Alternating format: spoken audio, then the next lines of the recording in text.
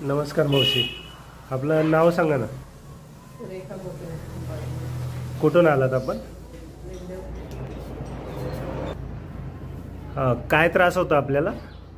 मणक्याचा आजार होता. मणक्याचा आजार होता, गॅप सांगितलं होतं. हा. मान आणि कंबर दुखत हा. होती. आपण एक्सरे कधी आत्ता केलाय ना? हा.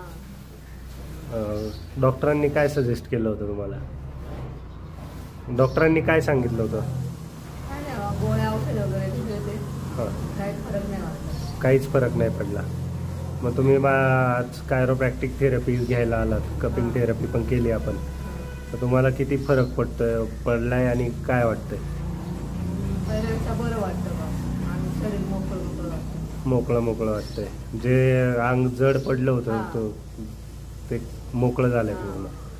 आणि तुम्ही काय सांगाल दुसऱ्या पेशंटसाठी, काय सजेशन द्या? हेच सांगू बाबा, त्याच्या आता म्हणजे फरक पडतो बा सगळं. फरक पडतो.